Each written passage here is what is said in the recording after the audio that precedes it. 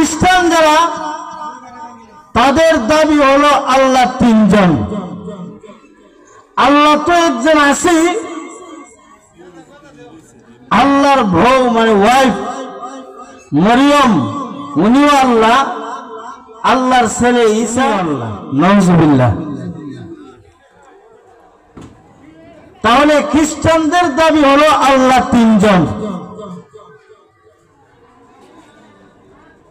আর যারা মূর্তি পূজারী, যারা মূর্তি পূজা করে, তারা বলে একজনের আর দুইজন, আল্লাহ এত কম কেন? তারা হলো 33 কোটি দেবতা, তাদের খোদা। এই পৃথিবীতে যা কিছু আছে সব কিছু নিয়ে মতানৈক্য আছে, মতবিরোধ আছে। কিন্তু আমি যে বিষয়টা আলোচনা করব, মৌত, মরণ, এর মধ্যে কোনো মানুষ ইখতিলাফ নাই, মতানৈক্য নাই। এর মধ্যে সকলেই বিশ্বাস করে একদিন না একদিন আমাকে অবশ্যই মরতে হবে, এই কথাটা সকলেই বিশ্বাস করে। কিসের কারণে বিশ্বাস করে? সে নিজের চোখে দেখে যে তার আগে তার বাবা মারা যাইতেছে, ভাই মারা যাইতেছে, নানা নানি মারা যাইতেছে, দাদা দাদি মারা যাইতেছে, ভাই বোন মারা যাইতেছে, নিজের চোখে দেখতেছে। এই কারণে মরণ নিয়ে মানুষের মধ্যে ইখতিলাফ নাই। সারা বিশ্বের মানুষ সকলেই একমত, একদিন না একদিন অবশ্যই আমাকে মরতে হবে। তো মহান আল্লাহ রাব্বুল আলামিন বলেন, এই পৃথিবীতে যা কিছু আমি আল্লাহ সৃষ্টি করেছি, আসমান জমিন চন্দ্র সূর্য নক্ষত্র যা কিছু আমি আল্লাহ সৃষ্টি করেছি, সব কিছুর মরণ আছে, ধ্বংস আছে। কিন্তু আমি আল্লাহ রাব্বুল আলামিনের মরণ নাই, আমি আল্লাহ কোনদিন ধ্বংস হব না। কন্যা সুবহানাল্লাহ। আল্লাহ বলেন, কুল্লু মান আলাইহা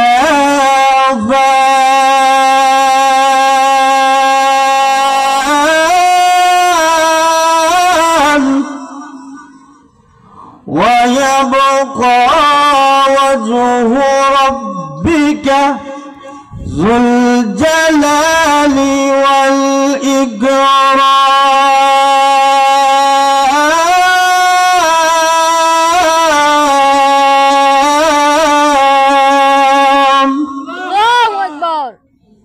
সব কিছু ধ্বংস হয়ে যাবে, সব কিছু শেষ হয়ে যাবে, কিন্তু মহান আল্লাহ রাব্বুল আলামিন থাকবেন বাকি। আল্লাহ ব্যতীত যা কিছু আছে সকল কিছুর মরণ আছে, ধ্বংস আছে, সব কিছু ধ্বংস হয়ে যাবে, কিন্তু মহান আল্লাহ রাব্বুল আলামিন থাকবেন। কন্যা সুবহানাল্লাহ। তো মহান আল্লাহ রাব্বুল আলামিন বলেন, প্রত্যেকটা প্রাণী মৃত্যুর স্বাদ গ্রহণ করতে হবে। এমন কোন প্রাণী নাই যে মৃত্যুর স্বাদ গ্রহণ করতে হবে না। যে আজরাইল, আপনি আমার রূহ কবজ করবেন, সে আজরাইলেরও একদিন মরতে হবে, ঠিক কিনা? সে আজরাইলেরও একদিন মরতে হবে। মহান আল্লাহ রাব্বুল আলামিন আজরাইল আলাইহিস সালামকে যখন, তোমরা 4 জন ফেরেশতা বাদে সকল ফেরেশতার রূহ কবজ করো, তো আজরাইল আলাইহিস সালাম 4 জন ফেরেশতা বাদে সকল ফেরেশতাদের রূহ কবজ করবেন। আল্লাহর দরবারে হাজিরা দিয়ে বলবে, আল্লাহ সমস্ত ফেরেশতাদের রূহ কবজ করা হয়েছে। তখন আজরাইলকে বলেন, হে আজরাইল, এবার তুমি বাদে 3 জনের রূহ কবজ করো। কন্যা সুবহানাল্লাহ। আজরাইল মনে মনে চিন্তা করছে যে উনি থাকবে, যখন তিনজনের রূহ কবজ করে মহান আল্লাহর দরবারে গিয়ে হাজিরা দিয়ে বলবে, আল্লাহ তিনজনের রূহ কবজ করা হয়েছে, এবার আমি আছি আর আপনি আছেন, আপনি তো আল্লাহ, আপনার তো মরণ নাই। তখন মহান আল্লাহ রাব্বুল আলামিন বলেন, হে আজরাইল, তোমাকেও মরতে হবে। কন্যা সুবহানাল্লাহ। তো মহান আল্লাহর আদেশ আজরাইলের জন্য আজরাইল সাজবে। কন্যা সুবহানাল্লাহ। মহান আল্লাহ যখন বলবেন, ইয়া মালাকাল মাউত, হে মউতের ফেরেশতা, তুমিও মরে যাও, এই কথা বলার সাথে সাথে আজরাইল আলাইহিস সালামের দেহ থেকে রূহ বাইর হয়ে যাবে। যেই সময় তার রূহ বাইর হয়ে যাবে, এমন বিকট একটা শব্দ করবে, এই শব্দ করার সাথে সাথে আজরাইল আলাইহিস সালামের দেহ থেকে রূহ বাহির হয়ে যাবে। কন্যা সুবহানাল্লাহ। তাহলে সমস্ত প্রাণীকে মৃত্যুর স্বাদ গ্রহণ করতে হবে, সমস্ত প্রাণীকে মরতে হবে। আল্লাহ রাব্বুল আলামিন সমস্ত ফেরেশতাদেরকে নিয়ে একটা পরামর্শ করলেন। আল্লাহ রাব্বুল আলামিন সমস্ত ফেরেশতাদেরকে নিয়ে আল্লাহ রাব্বুল আলামিন কিভাবে পরামর্শ করলেন? قال ربك للملائكة إني جاعل في الأرض خليفة। মহান আল্লাহ রাব্বুল আলামিন সমস্ত ফেরেশতাদেরকে ডাক দিয়ে বলেন, ও ফেরেশতা, আমি আল্লাহ মানুষ বানাতে চাই, আমি আল্লাহ মানুষ বানাবো, প্রতিনিধি বানাবো, খলিফা বানাবো। মহান আল্লাহ রাব্বুল আলামিন যখন এই কথা বলেন, তখন ফেরেশতারা কিন্তু আমাদের পক্ষে বলে নাই, আমাদের পক্ষে বলছে। ফেরেশতারা কিন্তু আমাদের পক্ষে বলে নাই। قالوا وتجعل فيها من يفسد فيها ويسفك الدماء। ফেরেশতারা ডাক দিয়ে, প্রভু,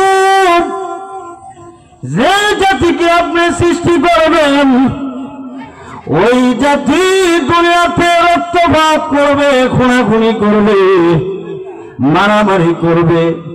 আল্লাহ যদি তাসবিহ তাহলিল পাঠ করার যদি প্রয়োজন হয়, আল্লাহ আমরাই তো যথেষ্ট, তাহলে মানুষের দরকারটা কি?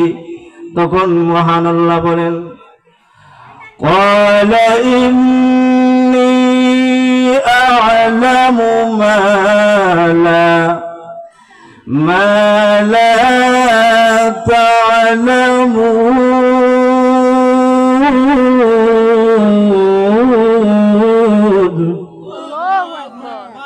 মহান আল্লাহ রাব্বুল আলামিন ডাক দিয়ে, হে ফেরেশতারা, আমি আল্লাহ যা জানি তোমরা তা জানো না। আল্লাহর সিদ্ধান্ত হলো মানুষ সৃষ্টি করবেন। ফেরেশতারা কেন বাধা দিল? ফেরেশতারা বুঝাইতে চাচ্ছে, আল্লাহ আমরাই তো আপনার ইবাদত বন্দি করে তাসবিহ তাহলিল পাঠ করি, তাহলে মানুষের দরকারটা কি? মহান আল্লাহ বলেন, ও ফেরেশতারা, আমি আল্লাহ যা জানি তোমরা তা জানো না। তাহলে মহান আল্লাহর সিদ্ধান্ত হলো মানুষ সৃষ্টি করা। কন্যা সুবহানাল্লাহ। এখন আদমকে সৃষ্টি করবেন, এখন তো মাটির প্রয়োজন। মহান আল্লাহ রাব্বুল আলামিন আরশ বহনকারী ফেরেশতাকে পাঠাইলেন, রে আরশ বহনকারী ফেরেশতা, যাও পৃথিবী থেকে এক মুষ্টি মাটি নিয়ে আসো। আরশ বহনকারী ফেরেশতা মাটি আনার জন্য রওনা দিয়েছে। যেই মাত্র আরশ বহনকারী ফেরেশতা মাটির মধ্যে থাবা মারলেন। এমনি মাটি কন্দন করে ডাক দিয়ে বলেন, হে আরশ বহনকারী ফেরেশতা, আমাকে তুমি নিও না। তোমাকে আল্লাহর দোহাই দিয়ে বলি, আল্লাহর কসম করে বলি, তুমি আমাকে নিও না। এই কথা বলার পরে আরশ বহনকারী ফেরেশতা মাটির কান্না শুনে চলে আসলো। আল্লাহ আরেকজন ফেরেশতা পাঠাইলেন, তিনিও চলে আসলেন। আল্লাহ আরেকজন ফেরেশতা পাঠাইলেন, তিনিও চলে আসলেন। ক্রমান্বয়ে আরেকজন ফেরেশতা পাঠাইছে, তিনিও চলে আসলো। চলে আসার পরে মহান আল্লাহ সিদ্ধান্ত নিলেন, ক্রমান্বয়ে 4 জন ফেরেশতাকে পাঠানো হয়েছে। তারা 4 জন ফেরেশতা চলে আসলো।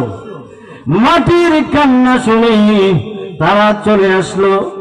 এখন আমাকে আজরাইলকে পাঠাইতে হবে। তখন মহান আল্লাহ রব্বুল আলামিন মালাকুল মউত আজরাইল আলাইহিস সালামকে বলেন, আজরাইল যাও, আমি পৃথিবীতে আদম বানাবো, যাও পৃথিবী থেকে এক মুষ্টি মাটি নিয়ে আসো। আজরাইল আলাইহিস সালাম মাটি আনার জন্য যখন জমিনের মধ্যে হাত বাড়াইলেন, তখন জমিন পড়বেন নাই, কান্না করে ডাক দিয়ে বলেন, আজরাইল আমাকে তুমি নিও না। তোমাকে আল্লাহর দোহাই দিয়ে বলি, আল্লাহর কসম করে বলি, তুমি আমাকে নিও না। তখন আজরাইল আলাইহিস সালাম মাটিকে ডাক দিয়ে বলেন, মাটি রে, তুমি যে আল্লাহর দোহাই দিতেছ, যে আল্লাহর কসম করতেছ, সেই আল্লাহই আমাকে পাঠাইছে তোমাকে নেওয়ার জন্য। আজরাইল আলাইহিস সালাম মাটির কান্না শুনে নাই। যেরকম ভাবে আমরা কাদা মাটির মধ্যে যেরকম ভাবে যদি আমরা থাবা দিই, তাহলে কাদা মাটিগুলো আমাদের হাতের মুঠে চলে আসবে। আজরাইল আলাইহিস সালাম তখন ওই মাটির মধ্যে থাবা মারলেন। থাবা মারার পরে 7 তবক জমিনের মাটি আজরাইল আলাইহিস সালামের হাতের মুঠির ভিতরে চলে আসছে। এর ভিতরে কালা দলা পিছলা আটা যত মাটি আছে সব আজরাইল আলাইহিস সালামের হাতের মুঠে। কন্যা সুবহানাল্লাহ। আজরাইল আলাইহিস সালাম মাটি নিয়ে মহান আল্লাহর দরবারে হাজিরা দিয়া বলেন, প্রভু গো, আমি মাটি নিয়ে হাজির হয়ে গেছি। মহান আল্লাহ ডাক দিয়ে বলেন, আজরাইল আমি জানি তোমার দ্বারা এই কাজ সম্ভব হবে। কন্যা সুবহানাল্লাহ।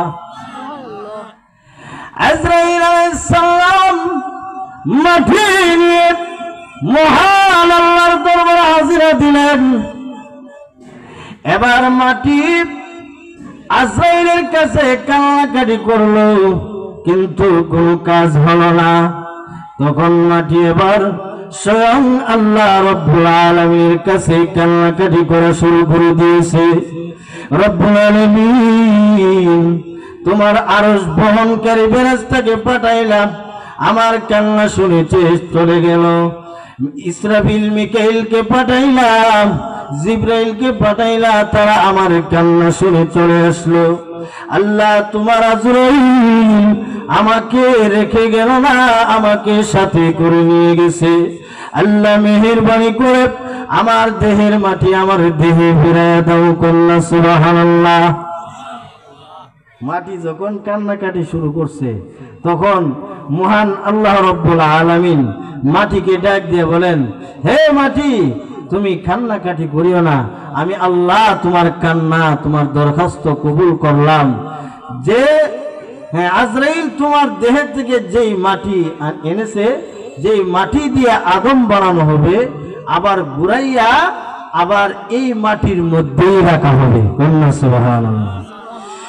منها خلقناكم وفيها نعيدكم ومنها نخرجكم تارة أخرى যেই মাটি থেকে আমাদেরকে সৃষ্টি করা হয়েছে এই মাটির মধ্যেই রাখা হবে, আবার এই মাটি থেকে আবার আমাদেরকে জীবিত করবে। সুবহানাল্লাহ। আজরাইল আলাইহিস সালাম বলেন, প্রভু আমি মাটি নিয়ে তোমার কাছে হাজিরা দিয়েছি, আল্লাহ এখন কি করব? তখন মহান আল্লাহ ডাক দিয়ে বলেন, আজরাইল যেইভাবে তুমি মাটি থেকে মাটি আনার সময় মাটি যেইভাবে কান্নাকাটি করেছিল, কিন্তু তুমি মাটির কান্না শোনো নাই। যেইভাবে তুমি জোর করে মাটি নিয়ে এসেছ, রে আজরাইল আমি যে মাটি দিয়ে আগুন বানাবো, এই আগুনের ভিতরে যখন দেওয়া হবে আর নির্ধারিত সময় যখন আসবে, তাদের ভিতর থেকে প্রাণগুলা বাহির করা হবে। রে আজরাইল তুমি যেরকম ভাবে মাটি থেকে মাটি এনেছ, মাটির কান্না শোনা নাই, মানুষের দেহের ভিতরে যখন দেওয়া হবে এর চাইতে আরো বেশি কান্নাকাটি করবে। আমি জানি এই কাজটা তোমার দ্বারা সম্ভব হবে। রে আল্লাহ রাব্বুল আলামিন মা এবং বাবার মিলনের মাধ্যমে নাপাক পানি যখন মার রেহেমের ভিতরে চলে যায়, সেখানেও আল্লাহ রাব্বুল আলামিন ফেরেশতা রেখে দিয়েছেন। ফেরেশতারা মহান আল্লাহ রাব্বুল আলামিনের কাছে বলে, রব্বুল আলামিন এই নাপাক পানিটা কি করব, কাজে লাগাবো না নষ্ট করে দিব? তখন মহান আল্লাহ ডাক দিয়ে বলেন, রে ফেরেশতারা এই নাপাক পানি দিয়ে কি হবে না হবে এটা আমার নতুন করে বলার প্রয়োজন নাই। লৌহে মাহফুজের দিকে তাকায় দেখো, আমি আল্লাহ তার সুরতাইকা লৌহে মাহফুজের মধ্যে লটকায় রেখে দিয়েছি। দিকে দিকে বানাইলাম। সুবহানাল্লাহ। তখন আপনি আমার বুড়ি যখন মার গর্ভে সৃষ্টি হয়ে যায়, যখন বুড়ি সৃষ্টি হয়ে যায়, তখন ফেরেশতাদেরকে বলে, এ ফেরেশতারা মরার পরে যেখানে তার দাফন হবে সেই জায়গা থেকে 1 চিমটি মাটি তার নাভির মধ্যে রেখে দাও। সুবহানাল্লাহ। 1 চিমটি মাটি তার নাভির মধ্যে রেখে দাও। কেননা হিন্দুরা যেরকম মানুষ আগুনে পোড়া ছাই করে দেন, সমস্ত কিছু আগুনের মধ্যে পড়েছে। আপনি যেই জায়গার মধ্যে মরবেন, যেই জায়গার মাটির সঙ্গে আপনার নাভি গিয়ে মিশ্রিত হবে, বুঝতে হবে সেই জায়গার মাটি দিয়ে আপনাকে আপনার নাভির মধ্যে রাখা হয়েছে। সুবহানাল্লাহ। যদি আপনাকে বাঘেও খেয়ে ফেলে, বাঘেও যদি আপনাকে খেয়ে ফেলে, সব কিছু হজম হবে, কিন্তু নাভি হজম হবে না, পায়খানার সাথে বের হয়ে যাবে। পায়খানার সাথে যেই জায়গার মধ্যে গিয়ে পড়বে, যেই জায়গার মধ্যে গিয়ে মিশ্রিত হবে, বুঝতে হবে সেই জায়গার মাটি দিয়ে বানানো হয়েছে। সুবহানাল্লাহ। প্রত্যেকটা প্রাণীকে মরণের স্বাদ গ্রহণ করতে হবে। যার খাতিরে আল্লাহ সমস্ত কিছু সৃষ্টি করেছেন, সেই বিশ্ব নবী রাহমাতুল লিল আলামিনও একদিন মৃত্যুবরণ করতে হবে, ঠিক কিনা? মৃত্যুবরণ করছে না? কিন্তু আমাদের কিছু ভাই আছে নবী ইন্তেকাল করছেন, মৃত্যুবরণ করছেন, এই কথাটা বলতে রাজি না, এই কথাটা বলতে রাজি না।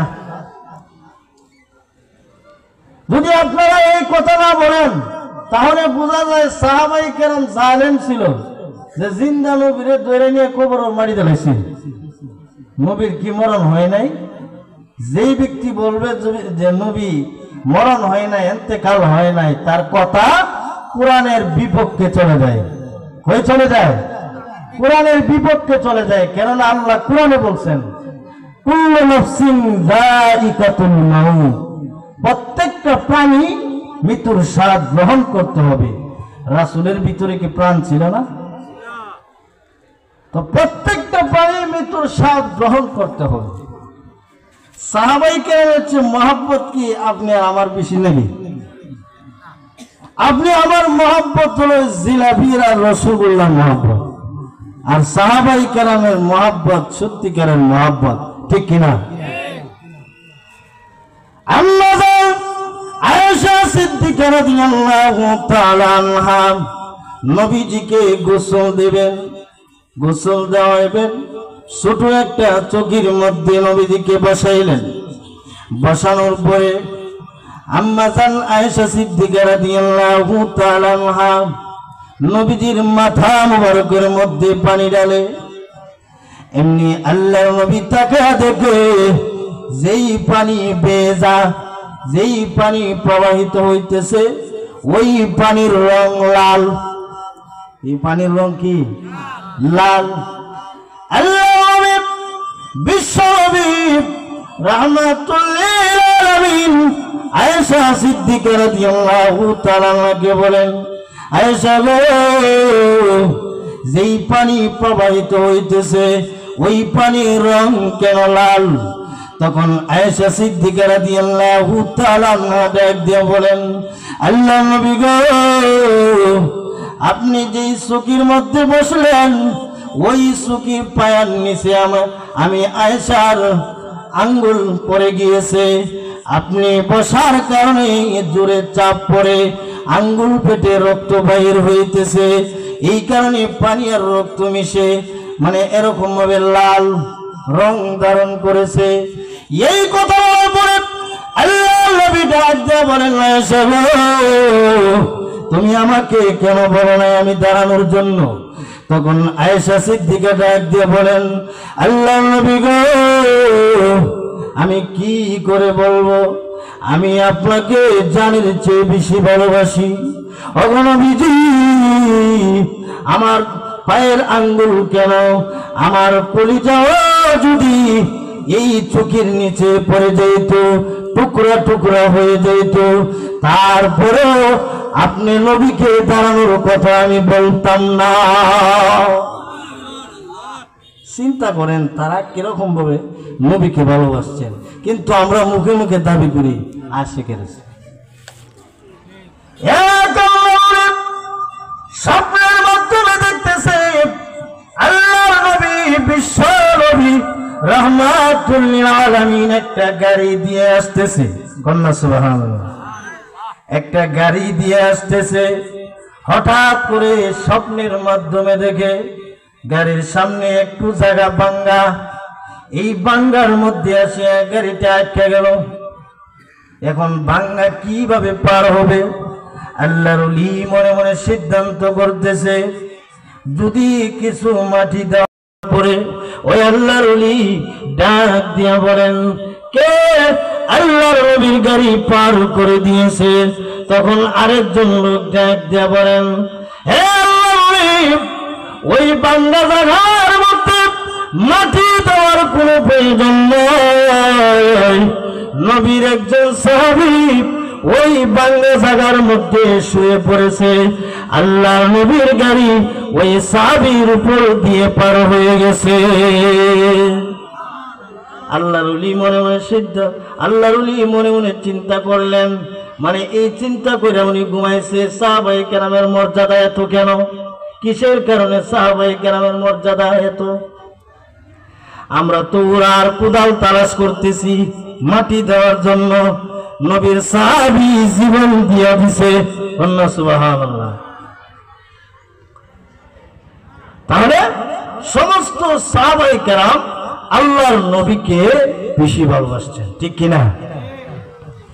তাহলে মরণের স্বাদ প্রত্যেকটা প্রাণী গ্রহণ করতে হবে, মৃত্যুর পেয়ালা প্রত্যেকটা পানি পান করতে হবে। আল্লাহ রাব্বুল আলামিন বলেন, কুল্লু নাফসিন যায়িকাতুল মাউত,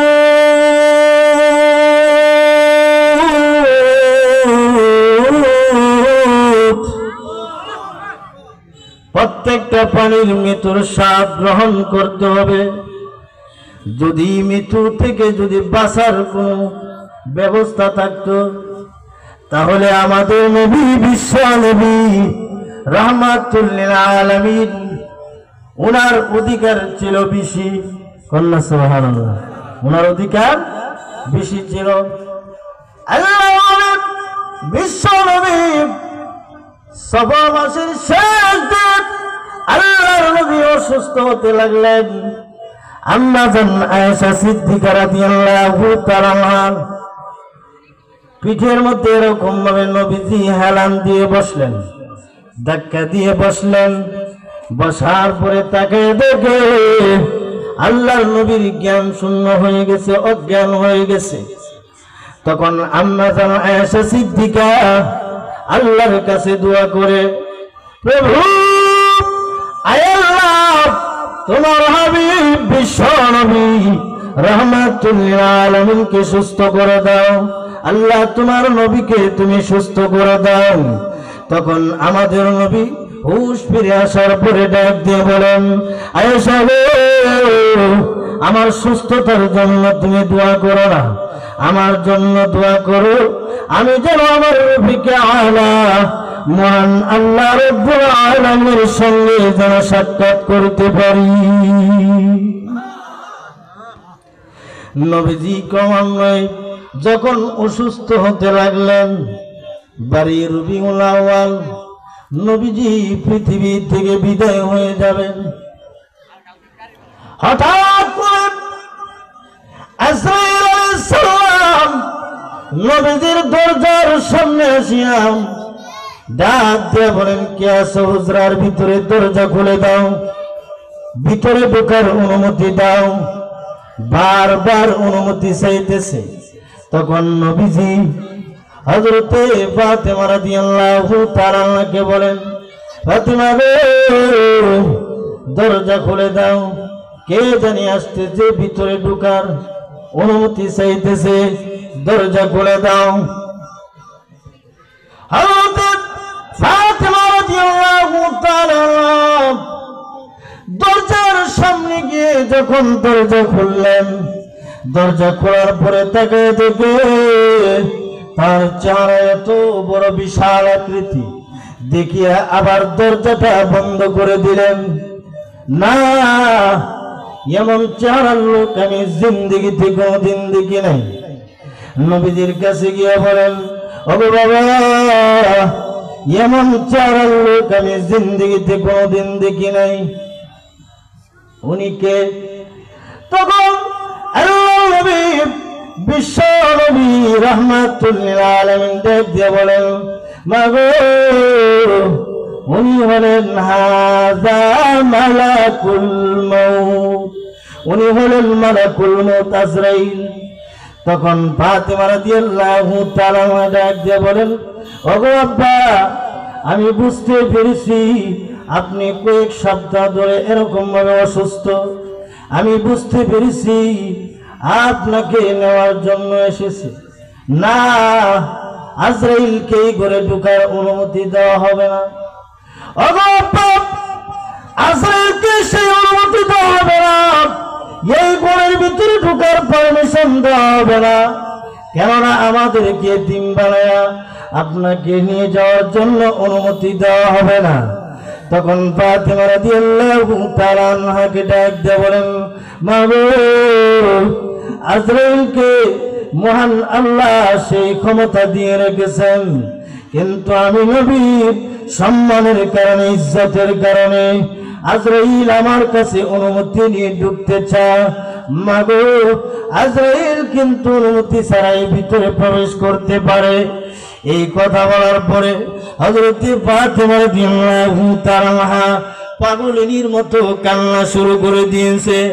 আল্লাহর বিশ্বনবী রাহমাতুল আলামিন ডাক দেওয়াল ফাতেমা রে, আর কান্দিস না, যদিও আমি পৃথিবী থেকে বিদায় হয়ে যাই, কিন্তু কবরের জগতে আমার পরিবার পরিজন থেকে সর্বপ্রথম যার সঙ্গে দেখা হবে উনি আর কেউ নাই, উনি হলো আমার কলিজার টুকরা হযরতে ফাতেমা।